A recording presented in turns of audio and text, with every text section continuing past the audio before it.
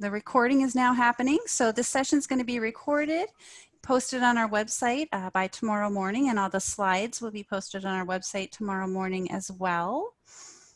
So you have tuned in for the second session in our Lake Friendly Living webinar series, Lake Friendly Landscapes, how to get the landscape you'll love and help keep the lake healthy. Let's see if I can advance my slides. Tonight, we are pleased to have our partners and experts in the house here from Belknap Landscape. And hosting this evening is your New Hampshire Lakes LakeSmart staff, LakeSmart program staff. Myself, Andrea Lamro, I'm the Vice President. Crystal Costa, our Conservation Program Coordinator. And Jessica Sayers, our Conservation Program Assistant. Crystal and Jessica will be monitoring the chat box throughout the evening, the next hour. So if you have any questions, they will try to answer them. And then at the end, we should have some time to share some questions with the experts, the presenters to answer. So our experts in the house today are Hayden McLaughlin, the owner of Belknap Landscape. Mark Smith, Project Department Head, also with Belknap, and Jeff Sirles, the Brand Coordinator with Belknap. And we've been working closely with this team to get this webinar up and running and have some other things in the works to help people have wonderful landscapes and healthy lakes. So again, this is just part of this is part of our 4 series, Lake Friendly Living webinar series. Please do consider signing up for the additional next 2 sessions. And thank you to those of you who are returning. We had about 160 people on our session last week. So nice to see some friendly faces in the audience. So just a few things before I turn it over to the experts. To meeting management, as I said, this session is being recorded. Participants, except for presenters, will be muted for the duration of the webinar. You're welcome to leave your camera on. Just remember, if you do, that other people can see you. And again, as I said, if you have any questions, do put your questions in the chat box and address those questions to everyone. And Jessica and Crystal will do their best to answer those that they can answer and save the hard ones for the experts. And again, after this session, about 15 minutes after this session, you'll receive an evaluation email from us. Let us know how we did. How we could have done better, other things you want to learn about. And again, tomorrow morning, you should receive an email from us with links to this presentation. So without any further ado, I am going to attempt to stop sharing my screen, and Jeff from Belknap will put up his screen.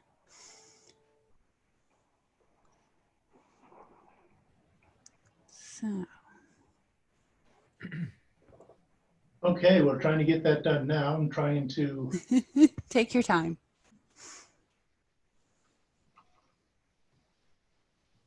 It's coming. Please let me know when you can see my screen. Yep, we can see your screen, and now you'll just want to put it into your present mode.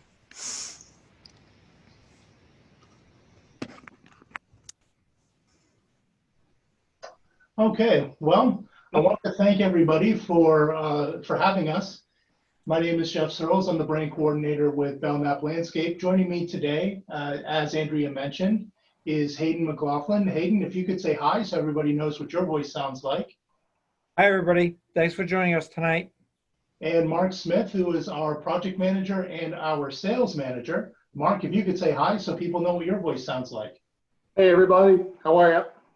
Okay, so we're the folks at Belknap Landscape, and we're going to be talking about lake-friendly landscapes, how to get the landscape you love and protect our lakes. Jeff, I'm sorry to interrupt, but I think maybe you're not quite in present mode. Crystal, are you seeing the same thing? Yeah, Jeff, I think you might need to enable editing on your PowerPoint before it's going to let you put it into present mode. All right, how do you see the next slide yet? Not yet. All right. Oh, we do. You need to go to slide 1, Jeff. There you go. How about that? Woo! Go team. It wouldn't be a webinar if there wasn't some sort of a little hiccup. Technical errors. So one thing to understand about landscaping for for being friendly to the lake is the number one thing to be concerned with is runoff. And you're going to hear about runoff several times throughout this presentation. The big thing to focus on is runoff mitigation. Runoff introduces sediment, chemicals, and other items into the lake from your land based on, typically based on rainwater or that sort of thing. So when you're doing good landscaping practices, you need to do three things. You need to be aware, you need to be careful, and you need to be creative of runoff and how to mitigate runoff. First, you need to be aware of how your current landscape may be affecting the lake and aware of how any changes that you may make will affect the lake, specifically with runoff. Next, you need to be careful with those decisions and take care in your actions. You need to be careful both with those decisions on a legal front, because there are some legal ramifications to the changes that you make on your property, but also be socially responsible with those changes. And finally, and this is where we really come into play, you need to be creative. If you're creative in finding solutions, you can get the desired outcomes that you would like to see without introducing runoff into the lake. Hayden or Mark, do you have anything you'd like to add to this slide? No, that's a good point, Jeff. But the whole idea about runoff and water management is part of building a good landscape, period. So, yep, well stated. Okay. So of course, the entity in the state of New Hampshire, which is the primary concern when it comes to when you alter your landscape, is the New Hampshire Department of Environmental Services. The DES, as it's commonly known, has rules and regulations that are designed to protect our lakes. They enforce these rules and regulations through the permitting process, reviewing sites while they're under construction, and the application of practice parameters for maintenance services. So we're not only going to be talking today, even though primarily we're going to be talking about landscape renovations and construction, you also need to be aware of what you do in maintaining your landscape. These permits and parameters are not optional. Regardless of who's doing the work, they need to be followed. And the state can and will issue penalties to the property owner, service providers, and equipment operators when these laws are being broken. A quality contractor, such as us, or service provider can assist and in some cases completely handle the permitting requirements. I can tell you we have one guy who works here who his number one job is handling permitting. And for the DIYer, the do-it-yourselfer, you can find information on permitting at the Department of Environmental Services website, which is listed there, desnh.gov.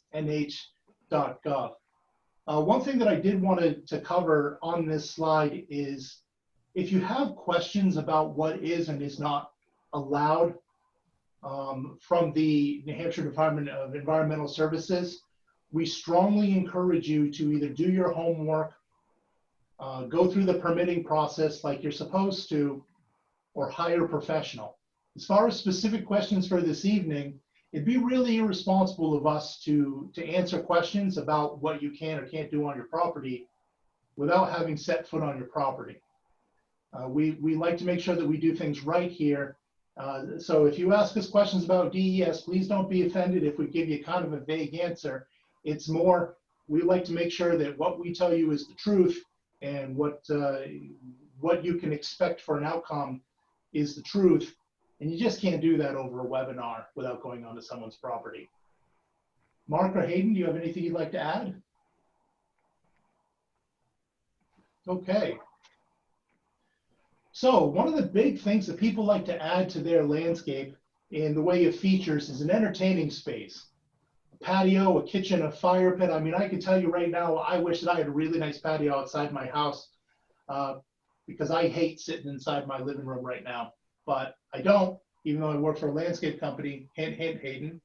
But one thing you want to do when you are thinking about adding one of these features, an entertaining space, is consider the size, location, and what you expect from this entertainment space.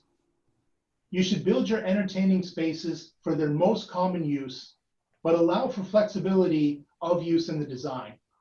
And what I mean by that is there's a common saying, and I hope I don't offend anybody when I say this, but don't build the church for Easter Sunday. If you're going to build an entertaining space, build it for what you're going to use it for. Don't build it for 4th of July weekend when you've got 20 or 30 people over. Instead, again, build it for what you're going to use it for, but make it flexible. Make it so that you can add additional entertaining space as needed. Another thing you'd like to do is avoid building too close to the lake. Many types of entertaining spaces are more functional when built closer to the home. This is important for two reasons to consider. Number one, if you're building an entertainment space, you want it to be functional. Let's say you're building an outdoor kitchen. Well, if your lakefront is 200 feet, let's say, from your home, are you going to be likely to use that outdoor kitchen as frequently as if it was just outside your back door? The other thing to consider is if you're building an entertainment space closer to the lake, that entertainment space has much less distance for runoff to be able to make it to the lake and affect the lake. In instances where you're building a feature close to the lake, you should take additional care for runoff mitigation steps, and that should be a paramount concern of your design. You should begin your design thinking about, how am I going to manage the water that may be shed from this entertainment space? Hardscape features also tend to look more attractive when accompanied by softscapes or natural plant life. And this also is important for two reasons. Number one, if you're building an entertainment space or installing any landscape feature on your property, I would imagine that you want it to be as attractive as possible. The addition of green spaces, the addition of plant life will help make your hardscape features more attractive. In addition, they will help mitigate runoff. The green spaces that you add will help create a buffer between the hardscape feature and the lake. The roots will help dig into the soil, which will help mitigate runoff. So it's really a win-win. So if you're considering adding a hardscape feature, you really should consider adding softscapes such as natural plant life to that design. Hayden or Mark, do you have anything you'd like to add to that? Yeah, I think, one of the things that we talk a lot about with our clients when we're evaluating a property is, how do you use that space? What is it, how big is your family? How are you interacting with it? What are the key areas that are important to you? Often a lot of people will go in and they'll build a new house and lickety split. They want that big patio and sometimes it goes, all for naught. It winds up being a wasted effort and too much hard surface. So, we enjoy it when we can work with our clients to ask them those questions of functionality and what really do they want and need. So yeah, that's always an important piece to think about and consider. Don't just go wall to wall hardscape with everything. And there's a lot of ways to keep Mother Nature incorporated into our space and by use of rocks and plants and things of that nature. So. Okay. So another thing to consider when you're creating an entertaining space in particular is drainage.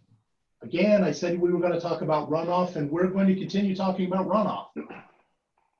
Water runoff management plan is the best way to isolate runoff from an entertainment space. Having a plan of what you're going to do with any water that could be shed from an entertaining space is of the paramount consideration if you want to protect the lakes. Runoff can be redirected through the use of landscape features, such as a dry riverbed, planting berm, swale, or French drains. Redirected water can be absorbed into the landscape through thoughtful land management practices, including the addition of a rain garden, forested areas, and basins. If you'd like more information on rain gardens, the UNH Cooperative Extension has a wonderful website that tells you all about rain gardens. Rain gardens are a very effective way of once water is directed to them, of that water being absorbed into the land and not sent into the lake through runoff. Mark or Hayden, do you have anything you'd like to add? Yeah, it's one of the most interesting features that we've been able to introduce into landscapes for the last 10 to 15 years has been that dry stream bed, what we refer to it as a dry stream bed that is very functional as far as handling some seasonal runoff, but still have it be part of an element of a well-designed landscape. This photograph is actually pretty neat that you have there, Jeff, because it really shows how, you know, a drainage swale does not have to be your standard drainage swale that you see along the side of a road. It can be actually a very integral part of a landscape, a well-designed landscape, that it might be something that you might see on a hike. And it may not have water in it all the time, but it can still help control that runoff factor and allow the water to slow down, let it filter out through the natural groundwater, but yet still be an attractive feature in the landscape. Okay. So another thing to consider when you're constructing an entertaining space is the material and methods you use to construct it. We like to encourage people to consider the use of a permeable paver. These pavers tend to be manufactured in a way that they can absorb water quickly and pass the water through to the base material and into the ground. Also allow for permeable space between pavers. You may have a paver that maybe isn't a permeable paver, but if you allow for space between those pavers for that water to be absorbed, that will make a big difference. Of course, you want to grade hardscapes away from the lake as much as possible. You don't want to encourage the direction of water flow towards the lake if you can avoid it. Many pavers can offer the same benefits as true permeable pavers if the base is prepared and the pavers are installed with spacing to allow for drainage. For the DIYer, this may be a bit of a challenge. If you do decide to do it yourself and try to install one of these, I would encourage you to do a lot of research, take your time and be careful. And I would still say that it may be a bit of a challenge. We have a fair amount of experience in doing this, so it's not as challenging for us, but it's something to consider. And finally, grassy pavers are an underutilized option that can provide durable, firm ground cover while retaining good permeability. So grassy pavers are a good way of getting green space and allowing for good permeability that also allows for another function of that space. If you are somebody who is perhaps considering a driveway or a parking area and you think that you need 3 or 4 extra parking spots, but you only need those 3 or 4 extra parking spots a couple of times a year, grassy pavers may be the way to go. You'd have to be careful with the ones that you choose, but grassy pavers are an option. Hayden or Mark, do you have anything you'd like to add? Yeah, this is a good topic, Jeff. The permeable surfaces that most contractors are installing these days are really a game changer in building landscapes and managing the runoff. There are very few times these days where we're not installing surfaces that are permeable, just because of their ability to get that water underground, infiltrate, and get back into Mother Nature rather than run off. You know, that's where Mother Nature has her own chemistry, where she's allowed to filter all the contaminants and fertilizers and things of that nature that we don't want getting to that lake. So, you know, as with most anything that you build, whether it's a home or a landscape, the most important part is what you do that underground and you don't see it. But it's a step where that is so valuable in preserving the lakes region and everything that we do. So, and the best part is it you know, gives you a great opportunity to build what you want with an array of different surfaces. You know, this detail here shows concrete pavers, but you can create a permeable surface with native products, whether it's granite or bluestone, really anything. Even an open walkway surface can be permeable. So that's really the key. And as you can see in the detail, it shows an under drain, which we put in most applications, but you can see where it's set in that profile of aggregate where it's not on the floor. If it was on the floor of that subsoil, that's just going to take the water and discharge it back somewhere where we don't want it. It's elevated for a reason so that it's really only in extreme water flow moments that pipe becomes activated. Otherwise, Mother Nature is just accepting that water back into the system. So, awesome topic. Yeah, and I noticed that there was a question regarding what's grassy pavers. There's several different varieties of, if you will, of grassy pavers that can be, and there's several websites that you can go to get information. One would be TechoBlock, would be one website that you could go to. They're a concrete paver manufacturer that provides many different styles of permeable pavers, to stuff that's very formal, to stuff to products that are very informal. The one that's probably the one that I enjoy the most is a plastic honeycomb type surface that actually sits subsurface to the finished grade, provides the structural support for additional parking or heavy use areas that you want to keep green, if you will. And there's a couple different, GeoGrid is one of the manufacturers of it. Grassy Paver is another trade name that is actually used in that. But they were originally designed for around commercial buildings where they had to have fire lanes, but yet they wanted to have green space and not paved surfaces. So depending upon what you do for your subsurface, you can actually support fire trucks with grassy pavers. Not that everybody would need that, but the point being is that it's a very versatile tool that we use very frequently, and it's underutilized in the landscapes that we've been engaged with, at least, you know, especially when we get called up and, geez, I got this erosion issue on my beach, what can I do? Installation of grassy pavers actually, in a very small microclimate type situation, can provide control of any erosion that may be going into the lake. Yeah, and another thing that Mark brought up that I think is worth mentioning again is the base prep for the pavers is one of the most important things for whether or not it's going to be permeable and water is going to make its way into the subsurface. You can take a very high quality permeable paver and make it useless by not preparing the subsurface correctly. So again, for those folks out there that are do-it-yourselfers, don't skip this step. For those folks out there who may be looking to hire a contractor to install some pavers, I'd ask some questions about exactly how they ensure that they prepare the base so that the permeable aspect of the pavers that are being installed is sufficient. So next we're going to talk about lake views.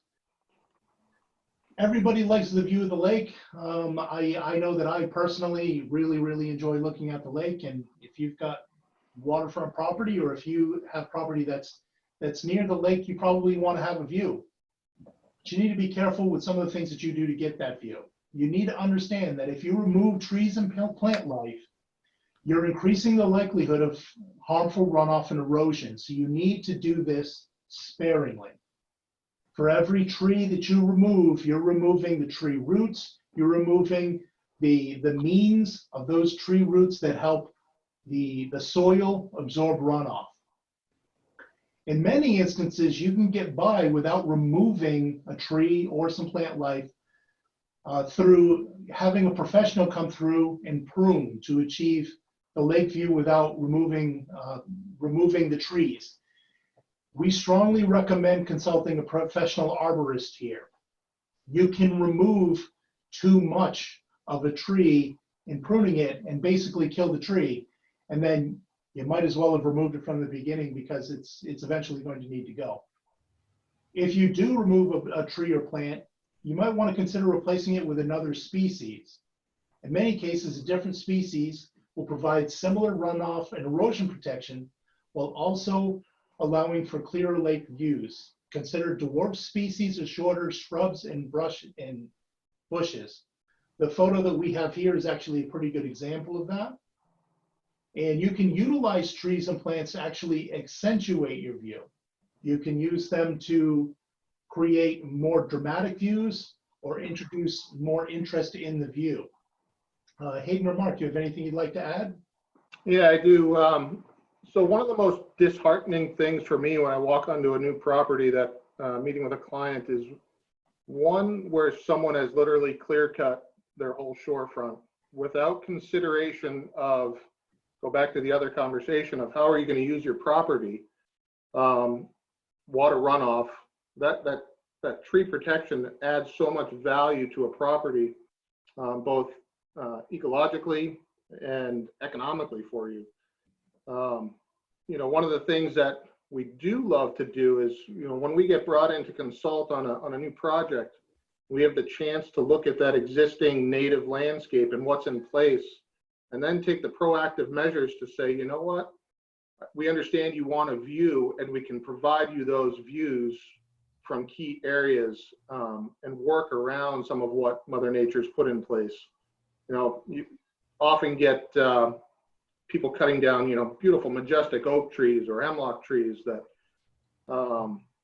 it doesn't have to be. You know, allow some of these features that are already in place be part of that structural landscape, and it's already there. You know, it's funny, you get folks who will go through and do that clear cut, and then, you know, a year later they'll say, oh geez, I see my neighbors. Well, we could have prevented that from step one if we were allowed to consult on it, and you know, put a professional's opinion on what should you do, and really what are your goals, what does a view mean. We've gone to the extent of working with homeowners to actually physically be with them in their house from different bedrooms or balconies and decks, and working through that vegetation to selective prune to get glimpses of mountains and the lake. And it's such a better alternative for everybody and the environment. Yeah, a lot of times on properties we'll actually place more value on balancing between the view out and the view in. And as Mark says, you know, we've actually had climbers in trees where they shake, you know, a certain branch on a tree that may obstruct a view from the master bedroom as the conversation piece, and you remove 2 or 3 key branches that might open the views up north or where it may be without opening up the view in, because the view in from the lake can be just as important, plus the fact that it also helps keep as much vegetation on the existing shoreline trees as possible, so that they're able to produce carbohydrates and food for the tree that will keep it healthy. Especially on some of the windward sides of the lake where we get those northwest winds that blow the natural duff back further into the natural landscape, and you find that natural duff layer at the water's edge is extremely thin, well, which also affects the native plant health. And that reason that natural duff is so thin is because of those prevailing potentially northwest winds. So you don't have that organic matter, the depth of the organic matter that you might have 100 to 150 feet off the lake. So that's an important part of it as well, is to really preserve that natural, you know, 25 to 50 foot buffer. That water basically just flows into that natural duff and goes into the soils, and then it can be naturally filtered before it ever reaches the lake.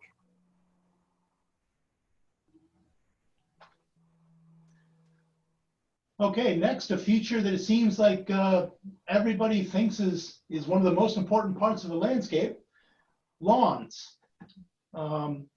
So proper lawn care is one of the top things you can do to reduce runoff from your lawn. An annual program of dethatching, mowing, and watering correctly, general maintenance will allow your lawn to grow deep, healthy roots, facilitating water absorption. We've talked a lot about battling runoff, and we've talked a lot about how plants are important to help mitigate that runoff. Lawns and turf grass are plants, and if they're well cared for, they can help prevent runoff. It is important to follow all DES regulations regarding the application of lawn chemicals. Avoid over-application, apply only when needed, and never when windy or prior to rain. So if you want to make sure that you are doing everything you possibly can to avoid introducing chemicals to the lake, then don't apply anything to your lawn. But with that said, we know that a lot of people are going to apply things to their lawn. So it's important to do it correctly. So definitely look at the DES regulations and the Department of Agriculture regulations, and do your applications sparingly. You can always add more fertilizer if you need to, but you can't really take it off if you've added too much. The installation of buffers, such as planting berms or natural forest, is ideal in reducing runoff from your lawn. A qualified lawn care provider has access to products that the average homeowner or do-it-yourselfer does not have access to. And some of these products may be more lake-friendly and provide better results. We do have an article that we've provided NH Lakes, which they will be putting in a future newsletter. So if you really want to know how to get the most out of your lawn and make your lawn as lake-friendly as possible, I encourage you to read that article. We'll also be posting it on our blog this Friday, so if you want to get a sneak peek of it, you can as well. I know Hayden in particular has some opinions and some thoughts on how to get the best out of your lawn, but do so in a lake-friendly manner. So Hayden, if you'd like, could you share those? Yeah, thanks, Jeff. You know, grasses actually can be one of the best buffers to the lake that's mature and maintained at a reasonably healthy condition. I think trying to have a lawn and not maintain it can also get to the point where, especially with traffic, where it can become compacted and actually increase the amount of runoff that you may get towards the lake. So it's kind of a fine balance between realizing what the goals are of the landscape. I still feel that especially with a lot of the families that come up to the lake, that lawn can be a very good surface for the kids to play on and things of that nature, and still provide the infiltration that we're looking for to help control runoff to the lake. So when you look at turf and you think about turf, it doesn't necessarily have to be a sodded lawn. There's certainly many varieties of grasses that you can use that are not very demanding from a chemical standpoint. But Jeff made a good point earlier too, is that sometimes with lawn fertilization, less can be more, and actually increase the frequencies and manage appropriately with actually what you do put on it for products. I will say that at Belknap, we've been testing soils now for the upwards of 25 years, and New Hampshire is fortunate enough to have a lot of available phosphorus in our native soils. Phosphorus is the one element that we really want to keep out of the lake. But there is so much available natural phosphorus in our soils that the fertilizers that you may use to manage that lawn and keep it reasonably healthy, that you don't necessarily need to have phosphorus in your analysis. A typical fertilizer analysis is nitrogen, phosphorus, and potassium. So it's NPK. So that's what you'll see when you go to the hardware store or go to a box store, is you're going to see this analysis on the bag. Commercially, we can buy, and we have for many, many years, purchased our fertilizers with a 0% phosphorus in the fertilizer. It's also the most expensive element to manufacture to put into a fertilizer. So we've been applying for 95% of our fertilizers that we apply, and 100% of the fertilizer we apply around the lake have 0% phosphorus. It is an N, zero phosphorus, and a K number to it. And their percentages are balanced so that we're providing what we feel is a usable, well-balanced fertilizer to maintain the lawn so that it can become that good infiltration layer, ground cover, if you will, so that it actually provides a benefit to the lake, assuming that you obviously are following the other aspects of landscape design when it comes to lakefront property, keeping that 25-foot plus buffer of a natural planting bed area so that you aren't directing water straight into the lake. That's not always the case with every single client because they have their goals, so be it as it may be. But the point being is that we're still staying back our 25 feet with any fertilizers. But the point is that unfortunately, we wish that the state would take the next step with regards to the fertilizer that you can buy commercially, retail wise, as not having an element of phosphorus in it because it's available. It's in our industry. There's no reason why it can't be in the retail industry as well. And I think another point here, and you started to allude to it, Hayden, is that setback point. You know, plan where that lawn goes. How are you really going to use that space? And every foot that you can keep getting away from that shoreline, it is something. And use that shoreline space to build rooms with vegetation. You know, like you can see in the picture Jeff put on here, some of that vegetation has actually helped defining that patio space, and the lawn is behind it.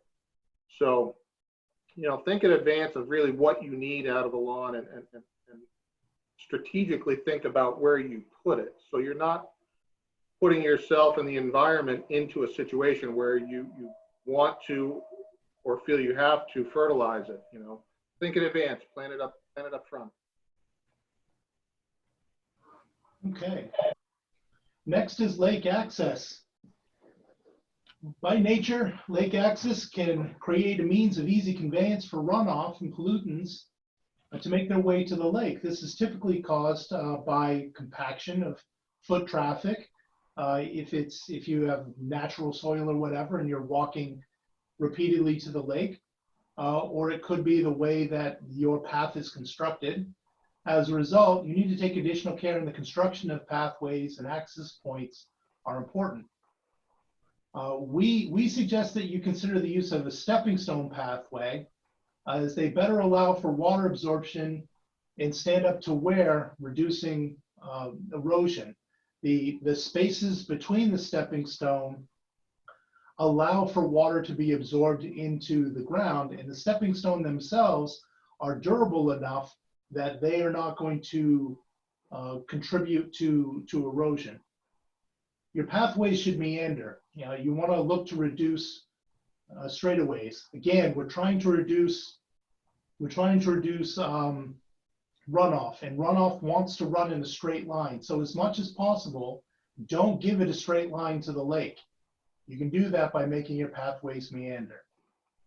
And your pathway elevation should change gradually whenever possible. The use of the single steps spread apart over distance is preferential to stairways. A good thing to consider is if you have some elevation that you need to get down to the lake, consider having your pathway meander a few times parallel to the shorefront so that the elevation doesn't change as drastically as just having a straight shot right down to the lake. Mark or Hayden, do you have anything you'd like to add? Yeah, you can see via this photo, the spacing of the joints in this surface is very important and something we do quite often. You know, when you can leave 4 to 6 inches of space in between those stones, it, like Jeff alluded to, it helps slow it down. But it's also helping absorb, because that vegetation in those joints is actually using that material for itself and its life, along with the plants adjacent to that. So, you know, again, we're not trying to build super highways here necessarily all the time, where we're tight fit, super tight pavers and bluestone work. You know, that has its application. So as you're getting to the lake, you know, that more of the green space, the better. So.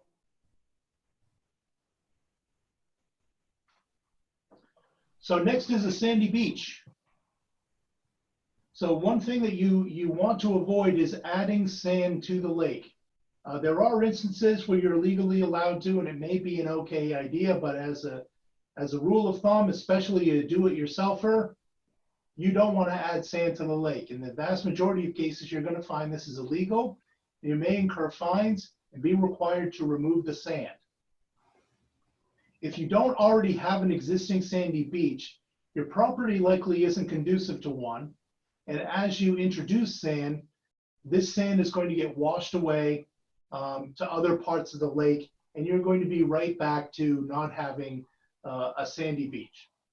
Instead, consider a perched beach. A perched beach can be constructed in a way that combats the introduction of sand into the water, but provides most of the benefits of the beach. Gives you a place to sit out. It gives you a place to enjoy the lake while not actually being in the water. It's an entertaining space.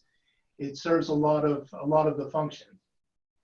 If you do create a perched beach, or you bring sand onto your property, you want to use clean, washed beach sand that's free of debris. You need to specify when you're purchasing that that's what you're looking for. And of course, you need to follow the Department of Environmental Services guidelines on anything that you might do with a beach. Mark or Hayden, do you have anything you'd like to add to that? We build a lot of perch beaches during the season. It's really hard to convince a client to give up what might be a natural beach, because they think it's so much like, you know, the ocean, and it's cool and you can walk right in. But I've seen very, very few natural beaches in my years that I've worked around the lake that really are all that great when you consider some of the elements and the benefits of a natural perch beach. And then you weigh in the benefits of what a natural perch beach can be for the lake. It can be a challenge. People don't want to give that, being able to walk in barefoot right into the water. It's great. Boy, the sand is this, that, and another thing. But on the flip side of it, typically some of those natural beaches will be in low areas on the property that may have water funneling towards them. When you perch a beach, you can grade it as such that you can actually divert the water around the perch beach so that it has an opportunity to go through the natural filtering system of the shoreline of the beach. And overall, the condition of the sand for the beach itself is actually, for the most part, from our experiences, more enjoyable. It's less maintenance, and it gives a benefit. Usually your chairs can be more level when you sit on the beach. Certainly, and the kids can dig in the sand and all that kind of neat stuff. But the natural beach, very few circumstances have I seen around this lake. I have seen them where the natural beach, you may not want to perch it. It may not be the right thing to do, but 90% of the time, perching it certainly has its advantages. Okay. So the addition of colorful plant life. When you consider adding plants on or near the lakeside, you really need to consider hardiness, water needs, and sunlight for your primary considerations. Is the plant sun loving? Most plants near the lake are going to receive considerable sun. Can the plant resist strong and consistent winds? Again, they're near the lake, they're going to get less protection from elements such as the sun and the wind. How will you water them without creating runoff?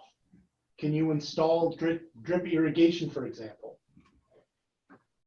In addition, we're talking about watering these plants. You should select plants which are known for deep roots.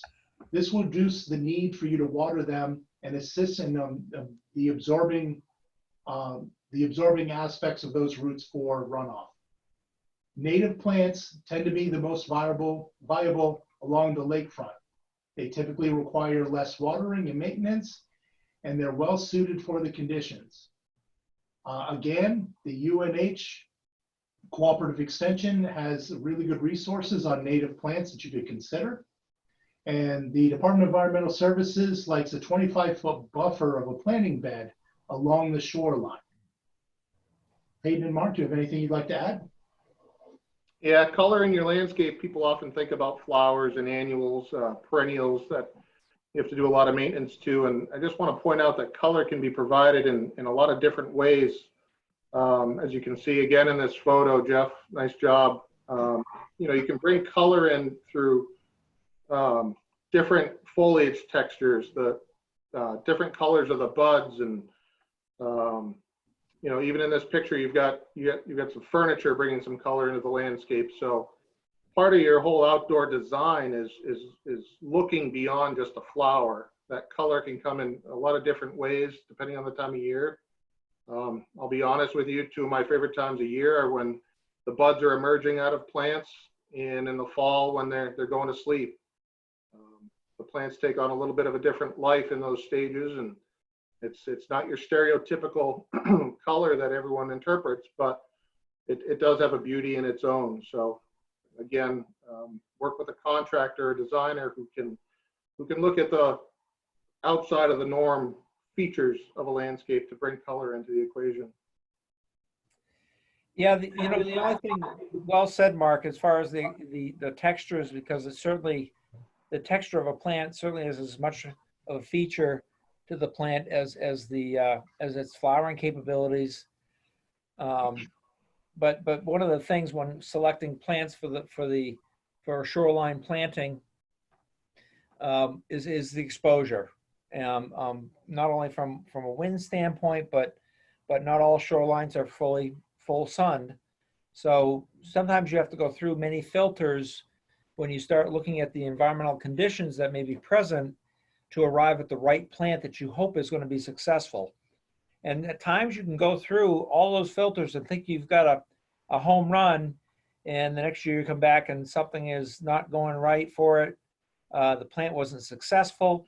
You need to sometimes go back to square one to pick the right plant. Hopefully you can hit it right the first time with an understanding what those filters are, meaning what the environmental conditions are.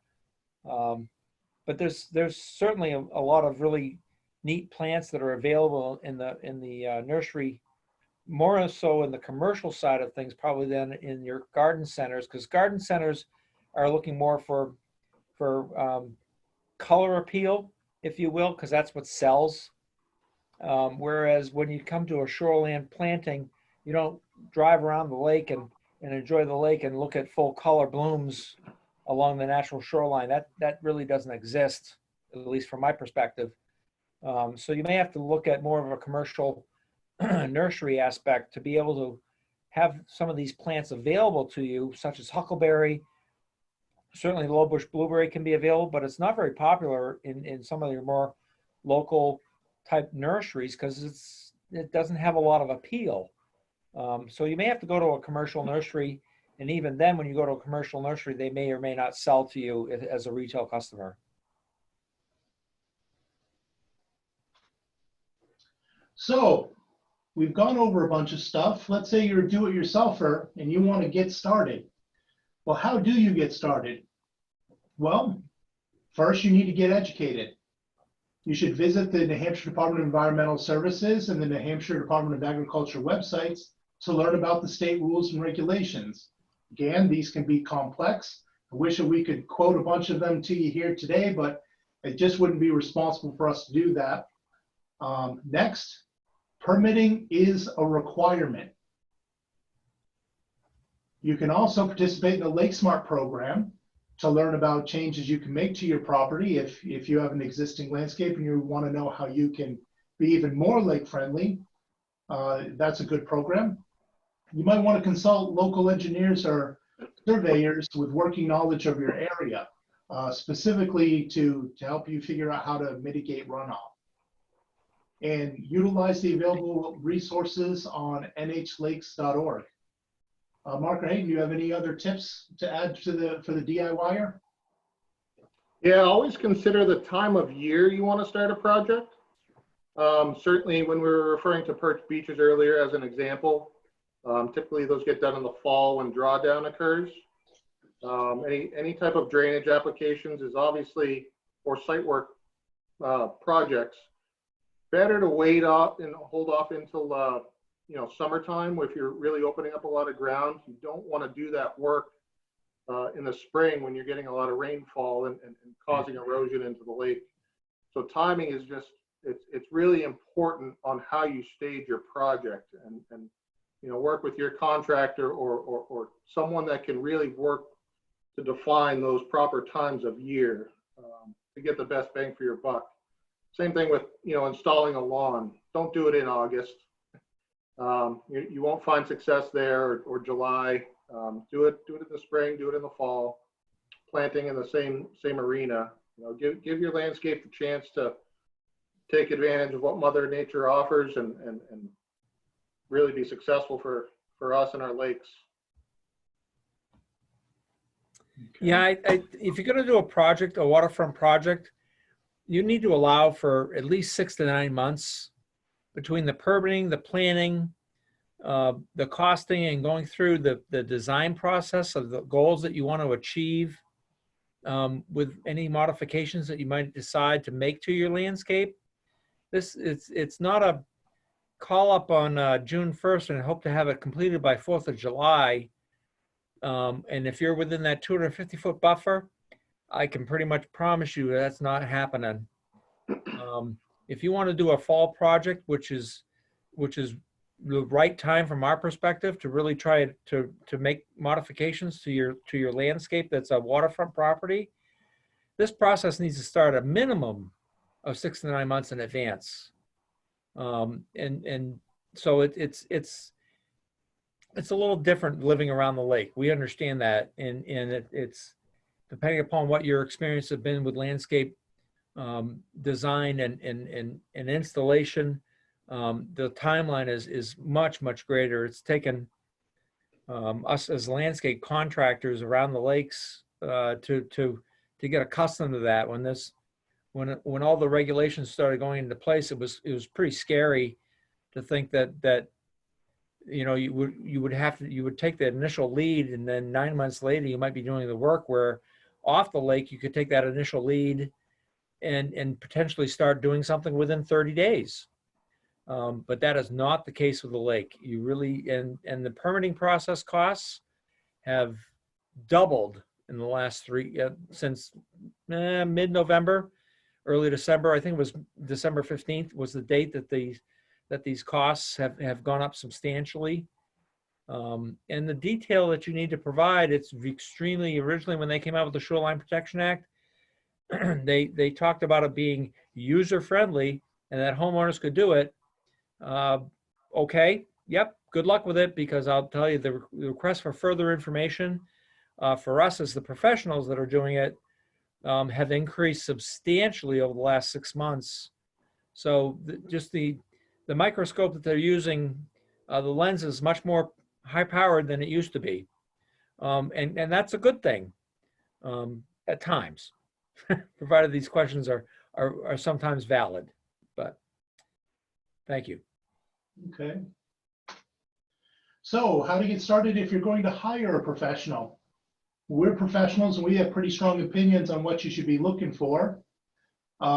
First, you need to understand that not all professionals are qualified to work responsibly on the waterfront or in watershed properties. You should choose a landscape contractor who will proactively handle the permitting process. We're really not trying to scare you away from doing it yourself, but we deal with the permitting process, and there's a reason why it may be better to go with a professional. Landscape firms which design, do the permitting, and build the landscapes have the holistic understanding needed to create successful and lake-friendly landscapes. Simply put, if the baton isn't being passed from a designer to a permitter to a builder, there's less chances for that baton to be dropped. You should look for professionals that hold and maintain licenses to apply any chemicals that they may apply to your property. This is a state requirement and shows a demonstrated understanding of how to apply chemicals in accordance with water quality regulations. Simply put, you need to pass a test. You need to show that you understand the rules and regulations and how to do this correctly. If somebody doesn't have those licenses, they weren't able to pass that test, or worse, they didn't even try. Experience matters. You should look for a provider with a proven track record of successful and responsible service of waterfront and watershed properties. And quality landscape firms, of course, will be insured. They'll hold multiple certifications, and they'll show a willingness to answer your questions about their qualifications. Mark or Hayden, do you have anything to add to that? Yeah, Okay. if you have a, I'm sorry, go ahead, Hayden. No, I didn't speak, Mark, please. Oh.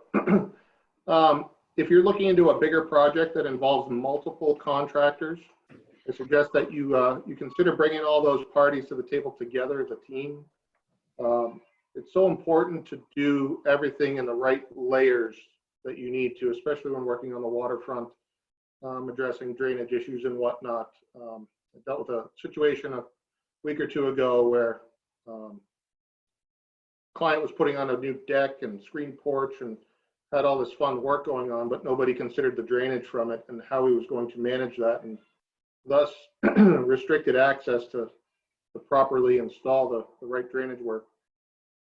Whereas if you do it all up front and bring the players to the table, you can kind of work through those situations to make it not only a better result, but more cost effective for you too.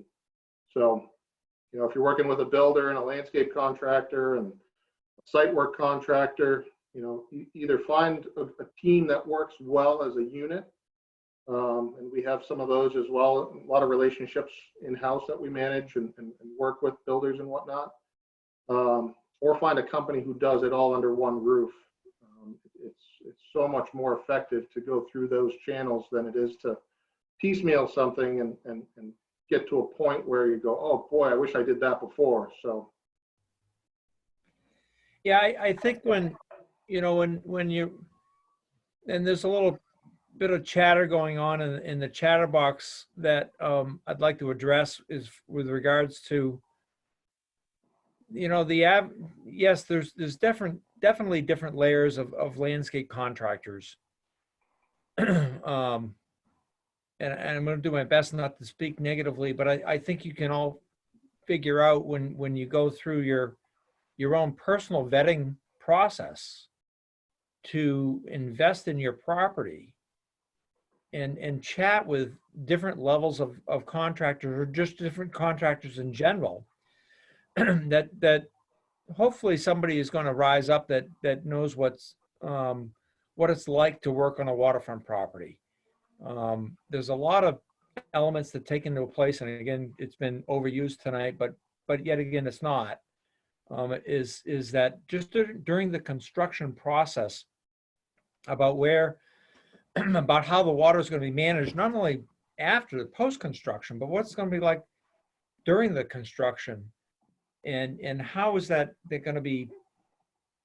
How does that person have the vision of what it's going to look like, you know, 5 or 6 days into the project, and all of a sudden you get that deluge of rainfall that comes in during the midst of the project, and is this person prepared for that? Have they prepared themselves for it?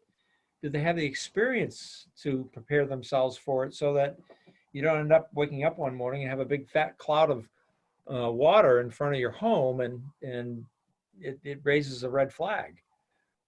So it's regardless of who you hire, it's the point of really take it seriously. Because it is a serious thing.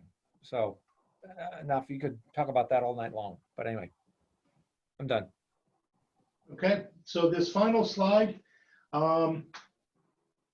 is my favorite. I'm the brand coordinator here at Belknap Landscape, so one could say that I'm a Belknap Landscape nerd. I'm going to spare you all reading off the information on this slide. You can read it yourselves, but one thing that I just wanted to really explain about us is we believe that if you're on this webinar, you probably care about the lakes and the environment, and we wanted to show you that we do as well. And we have cared for the lakes and the environment for quite some time. We're members of the Squam Lake Association. We support the Wentworth Watershed Association. We support both in action and financially the Squam Lake Natural Science Center. Of course, NH Lakes, we're a business partner. And the Prescott Farm Environmental Education Center. So we put our words, we put our actions and our support where our words are when it comes to supporting the environment. But with that said, there are a lot of really good landscape contractors out there that can help you. I just want to echo what Hayden said, and that is do your homework, vet somebody, find somebody that's good. If you choose to hire a contractor, I hope you would take our advice and follow some of the stuff that we've given you to how to find a good landscape contractor. I would be remiss as brand coordinator if I didn't say, hey, maybe think about using us sometime. With that said, we might not be the best fit for you, or we might not be in your area. That's all that I have to add. Hayden or Mark, do you have anything you'd like to add before we open it up to questions? Okay, so do we have any questions? I've seen the thing go off a few times. Yeah, I want to say thank you, the three of you. That was amazing. I have learned a lot, and I know our attendees have as well. And I know Crystal's been doing her best to man the chat box, but I know there's some questions in there for you guys. And for those of you, it is 8 o'clock. If you need to turn off. This is going to be recorded. We'll probably go, a couple, 5-10 more minutes, but this will be recorded if you have to leave us now. So with that, Crystal. Sure. That was so awesome. And people had some really great questions. So I just jotted a couple of them down. One great question was if you folks have any opinion on incorporating clover into lawns or potentially using clover as a grass alternative in your lawn. I can tell you I love clover. Yes. I don't like mowing my lawn. And I don't know if you can tell by my red beard, but I'm Irish. So I personally love clover. As far as introducing it into your lawn, all the clover that's in my lawn, I can't necessarily say I personally introduced it, but it's there. I love it. Awesome. Thank you. That's really well stated from your perspective. But yes, clover is actually a great alternative to a standard grass lawn. It's a legume, which means it is a nitrogen fixing plant. So it fixes its own nitrogen and feeds itself with that. So clover is awesome. It's a great ground cover. And that's the point, is that we need ground covers to help manage that water flow and that runoff. So legumes are great for that, and clover is on the top of the list. Awesome, thanks. And it blooms and feeds the bees, which, we all love our bees. Okay, another question that happened in the chat box was a little bit more discussion surrounding fertilizers and whether or not people can sort of DIY and choose their own phosphorus-free fertilizer. I pointed out that middle number when it equals 0 is what indicates when you have a more lake-friendly fertilizer. However, as you guys well know, just because something is branded to say that it is organic or more natural, or even something like cow manure, doesn't necessarily mean that it's safe for the lake. So what would you gentlemen say in regards to homeowners taking it upon themselves to fertilize their own properties? If I may, because I kind of ran with that slide. It's important to look at the fertilizer and buy it from a reliable source. I would tend to steer away from your box stores that are going to hit a certain price point, and work more towards possibly your more local, either reputable hardware stores and or nursery garden centers that may be carrying a higher quality of product. I honestly can't say what product is out there that's going to be good for you. Milorganite is a great organic, been around for a long time, made Milwaukee famous outside of their beer. But something that's more of an organic based type fertilizer, because organic based type fertilizers will tend to bind better with existing soils and the chemistry in soils. But be cautious about that nitrogen, that phosphorus analysis number. You want to have that as low as you possibly can get it. I really don't think you can find one that is going to have a zero analysis, but that's an assumption on my part. But just go in educated as far as what the lawn fertilization and what the information on the bag has for you. When you look at nitrogen, you want a sulfur-coated or some sort of slow-release nitrogen. You want to apply it to your lawn when it's not going to rain for at least 24 or 48 hours, or at least heavily rain.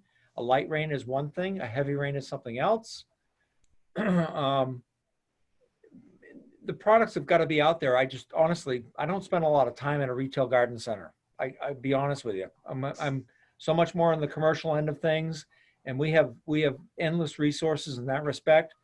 But just go in educated, maybe be prepared to ask some good questions. Not so sure what kind of responses you're going to get, but you want something that's going to bind to the soil sooner than later. And when you apply it, don't do the midnight application twice the rate. Do it half rate, twice as frequently is far better than doing twice the rate and half the frequency. That was great, Hayden. Thank you. Could you repeat one more time what the name of the Michigan company is for that fertilizer? It's actually Milwaukee. Oh, Milwaukee, excuse me. Okay. It's Milorganite. It's actually made from their sewage sludge. And it's a great product. and certainly that's a product. Organics are not going to give you the same results. If you're looking for the golf course, for lack of a better term, rough type, really good looking blue fescue type of grass, you're going to have a hard time if you're going to follow some of the instructions. So stay away from that as far as your expectations are. But looking for something that has end result, good density, decent color, moderate weed population is okay. Crabgrass is not necessarily okay, but anyway, the point being is that just keep the density of whatever you do with your lawn, keep the density good so that you don't have those open soil pockets that can happen, that when during a heavy rain, you're going to get that sedimentation running off. Mm-hmm. Absolutely. Thank you. That was wonderful. We had some interest in the chat box on permeable pavers, and specifically those grassy pavers. Folks were interested where those might be useful on their landscape. I'll take that one too, only because I'm probably more familiar with it than either Mark or Jeff. But grassy pavers should not be plowed in the wintertime. They should not. They should not be plowed. You can put anything you want on top of grassy pavers, because the grassy paver actually provides the structural support to the surface. The plants and the growing part of the plant is below the structure, but it should definitely not be plowed in the wintertime, because the plants will, being open to those cold and variable weather conditions that we get in the wintertime, if in fact you decide to plow it, well, they'll not survive, and then you'll be cursing in the springtime when you need to reseed it, because it is extremely difficult. It's not made for major wearing surfaces. It's made for auxiliary parking areas or exhilarating areas that may experience more erosion, and you're having a difficult time managing that erosion. So don't think of it as a primary surface in that respect. It's certainly secondary. Great. Another, and maybe a little bit larger question, slightly more contentious question, is the responsibility that people have to hire a really good professional. And Jeff, I think that you spoke to that very, very well. But of course, for your average homeowner, it can be really difficult to know whether or not you're working with a professional that is taking water quality seriously and that holds the proper certifications to work on projects like this. So, I know here at New Hampshire Lakes, we're making a vested effort to bridge that that information gap and to bring companies like yourself to out to our membership base so that they know that they can reach out to wonderful companies like you and hold these high expectations of the landscaping firms and the other service providers that they work with on their property. But regardless, when it comes to state and local resources, what can the zoning boards and conservation commissions do to help their town and their community have better access to these resources too?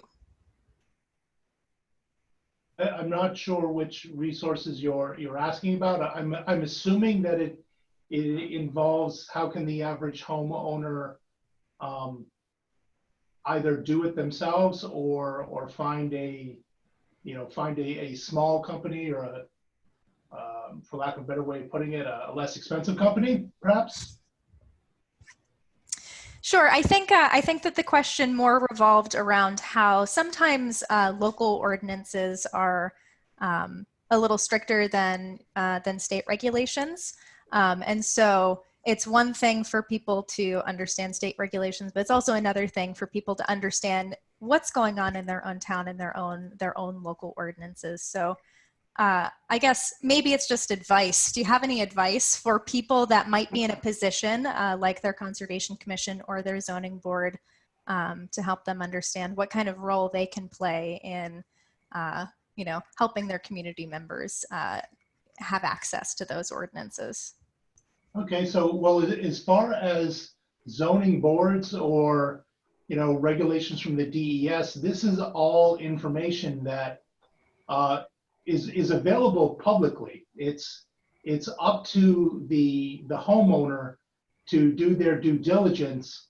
The reason why we bring up that it's usually a good idea for you to hire a company that does the permitting is we do this professionally, mm-hmm. and we're good at it. So we can do it more efficiently. But with that said, the finding out zoning or doing something yourself, you can get this information yourself. It's just going to be, it's going to cost you more time and maybe more headaches than it will money. And that's your prerogative. But one thing that we are very, we believe in strongly is you need to take responsibility for what goes on your property. And maybe we could be, maybe we're a little inflexible because we've seen some really bad things happen on some people's properties, or we've come in to clean up some messes.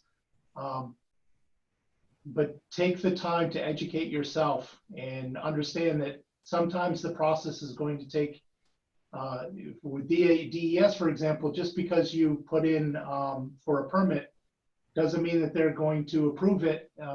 you're probably going to need to go back and forth a few times. It'll be a learning process for you. Absolutely. Well, I'm going to be calling you when I need to do a big project on my landscape because I don't want to have to figure out all the permitting stuff myself. And we have kind of a fun question on here about beavers, our favorite natural ecosystem engineers.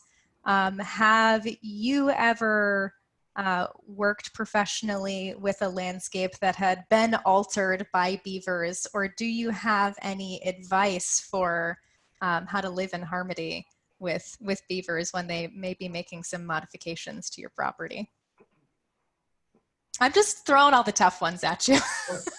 I've had a little bit of interaction with beavers before on a property, and it was a large estate, and we put a ton, thousands and thousands of plants into the shoreline, and the beavers were running rampant and getting in at them, and I learned a lot about beavers through that experience. It was entertaining, to say the least, but where you place plants and different species of plants is certainly important. They're gonna follow the water sources. You know, any inlets into the lake is where they're really migrating to, and you know, docks and boathouses and things of that nature. In that case, we brought in a professional to deal with them and help manage them. But yeah, there's a lot of companies out there that work in that arena more directly, but yeah, they can be a hazard. Well, I would say that generally sums it up for most of the conversations going on in the chat box. Andrea, do you have anything? No, it looks like you got the main ones. So for our three experts with us tonight, any last words that you want to share with the group? I guess I wanted to take the chance just to thank everybody and for New Hampshire Lakes for the opportunity to be a part of this. It's pretty cool. Amazing to see how many people are actually on it.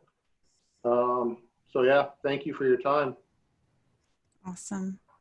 Yeah, likewise. I appreciate the opportunity, and hopefully we've learned something from this, and we enjoy the opportunity to share the experiences that we've had.